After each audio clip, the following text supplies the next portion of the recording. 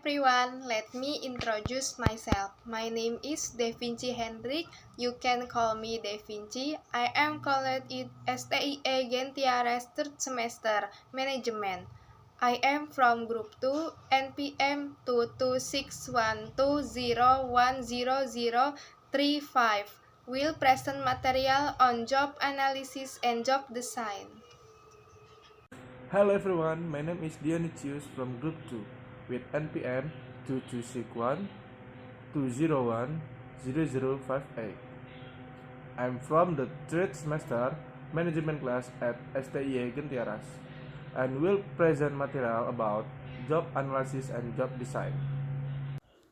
Hello, let me introduce myself. My name is Natalia Friska Adinda. You can call me Friska. NPM 2261-201-004.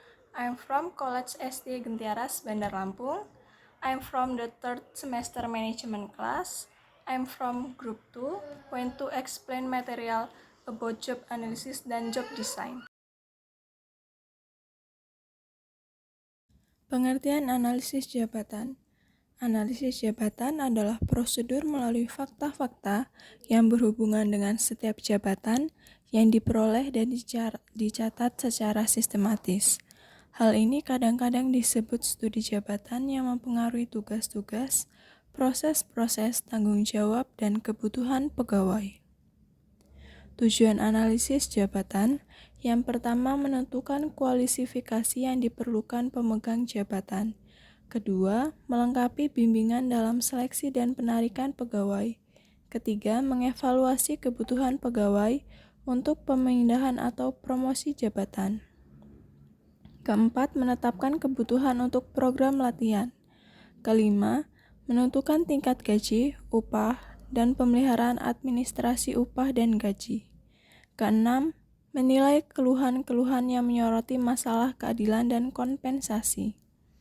Ketujuh, menetapkan tanggung jawab, pertanggungjawaban, dan otoritas.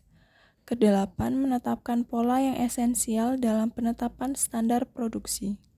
Kesembilan, menyediakan petunjuk penyederhanaan kerja. Analisis jabatan menghasilkan informasi tentang tuntutan jabatan yang selanjutnya digunakan untuk mengembangkan uraian jabatan dan spesifikasi jabatan. Yang pertama, pengadaan tenaga kerja.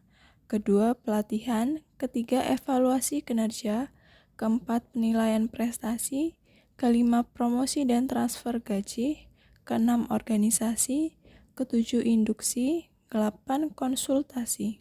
Berbagai pendekatan dapat digunakan untuk melakukan studi terhadap suatu jabatan. Berikut metode yang bisa digunakan. Yang pertama itu kuesioner. Kedua, menulis cerita singkat. Ketiga, pengamatan. Dan yang keempat itu wawancara. Uraian jabatan dapat dibuat kembali secara periodik dan bisa diperbarui jika memang perlu. Contoh uraian jabatan seperti deskripsi pekerjaan, fungsi, tugas-tugas, wewenang, tanggung jawab, hubungan lini, dan kondisi kinerja.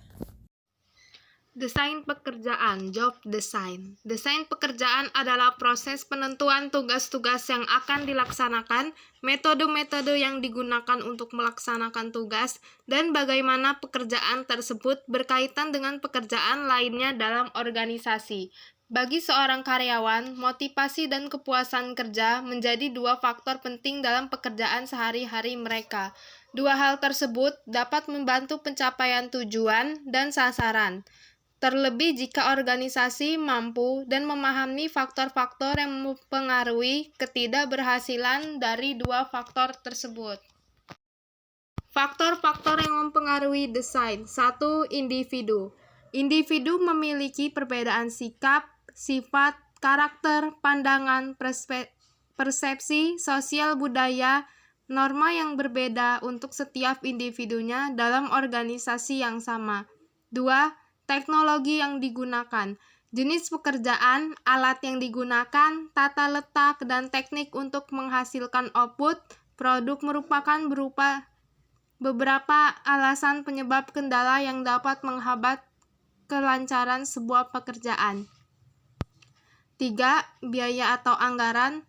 Manajemen harus secara kontinu menyelaraskan manfaat-manfaat desain pekerjaan dengan pertimbangan biaya. Apalagi sebuah keputusan untuk melakukan rencana ulang desain pekerjaan baru membutuhkan energi, waktu, dan biaya yang cukup untuk memenuhi target tersebut. 4. Struktur organisasi.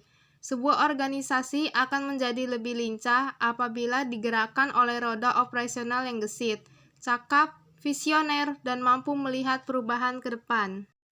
5. Variabel internal. A. Manajemen. Manajemen bertanggung jawab terhadap organisasi secara keseluruhan. Suatu tanggung jawab yang seringkali mengharuskan manajemen menghadapi berbagai pihak yang berkepentingan dan menyeimbangkan tuntutan yang saling bertentangan. B. Karyawan. Hampir dalam semua organisasi, sifat dan tenaga kerja adalah berubah. Sebagian karena faktor demografi, faktor ini akan mengubah pergeseran kepentingan-kepentingan konsumsi, produk, biaya, dan pemasaran karena menyangkut segmen pasar yang terus berubah. Mengelola karyawan. Keunggulan kompetitif dapat dicapai melalui pengelolaan sumber daya manusia yang efektif, yaitu dengan praktik secara berkaitan, yaitu keamanan employment security. Employment security dibutuhkan untuk menghadapi tekanan akan perlunya kehati-hatian dan selektivitas yang tinggi dalam mempekerjakan manusia. Selektif dalam merekrut atau selective in recruiting merupakan jaminan dalam pekerjaan dan kepercayaan yang dimiliki organisasi untuk kesuksesan bersaing. Upah yang tinggi. Tingkat upah yang tinggi akan memberikan kemampuan akan lebih selektif dalam menemukan orang yang dapat dilatih dan bertanggung jawab terhadap organisasi, pembayaran insentif, pendorong sebagai pengakuan, jaminan keadilan, dan insentif material dan non-material akan berpengaruh besar pada setiap karyawan. Yang kelima, employee ownership, memberikan dua keuntungan. Pertama, karyawan yang memiliki keinginan terhadap kepemilikan saham organisasi dapat disejajarkan keinginan tersebut dengan pemegang saham. Kedua, karyawan mempunyai sikap jangka panjang terhadap organisasi tentang strategi, kebijakan, investasi, dan manuver keuangan. Keenam, information sharing. Karyawan adalah aset organisasi yang mempunyai keunggulan bersaing, terutama dengan pesaing organisasi. Yang ketujuh, partisipasi dan pemberian wewenang. Informasi yang diketahui oleh semua jenjang manajemen memudahkan karyawan untuk bekerja sama dan berpartisipasi guna pengambilan keputusan yang lebih cepat, serta mendukung adanya desentralisasi. Self-managed team. Organisasi yang mempunyai tim yang solid cenderung memperoleh hasil yang memuaskan. Keuntungan yang didapat diantaranya dalam hal mengurangi biaya material, delegasi wewenang, dan metode produksi, karena semua itu dapat ditangani dan dikelola secara tim. Yang kesembilan, pelatihan dan pengembangan keterampilan. Pelatihan dan pengembangan keterampilan merupakan bagian penting dari proses manajemen SDM yang tidak terpisahkan.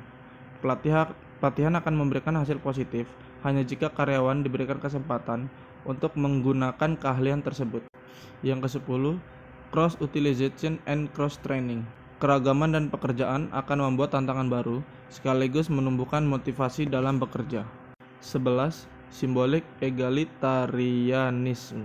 Hambatan untuk mendesentralisasikan pengambilan keputusan adalah dengan self-managed team. Egalitarianisme adalah sejumlah cara untuk memberikan tanda, baik bagi orang dari luar organisasi dan dalam organisasi, bahwa terdapat persamaan komparatif. Yang terakhir, kompresi upah. Kompresi upah dapat berjalan efektif apabila ada kerjasama dan saling membantu untuk pencapaian selesainya pekerjaan dengan mengurangi kompetisi interpersonal. C. Stakeholders. Struktur yang mengatur organisasi publik yang besar memungkinkan pemegang saham untuk mempengaruhi hak suara. Berbagai pihak yang terkait dengan pengoperasian suatu organisasi, diantaranya yang pertama, pemerintah atas pajak, yang kedua, pemegang saham atas nilai organisasi dan atau dividen serta hak suaranya, yang ketiga, pemberi pinjaman atas keamanan pengembalian pinjaman organisasi, yang keempat, karyawan atas gaji, keadilan dalam kenaikan gaji dan posisi. Yang kelima, manajer atas bonus dan keadilan dalam penilaian kinerjanya. D. Serikat pekerja. Saat ini, serikat pekerja mengalami pergeseran dari hanya memiliki sebuah status komite karyawan menjadi organisasi yang lebih solid dengan membawa kepentingan hakiki dari hak dan kewajiban sebenarnya dari para karyawan. Dengan demikian, karyawan tidak merasa khawatir dan takut karena ada jaminan perlindungan pada pekerjaan mereka. That's all for the presentation from Group 2. I, Dionysius, as the representative of Group 2, would like to thank you.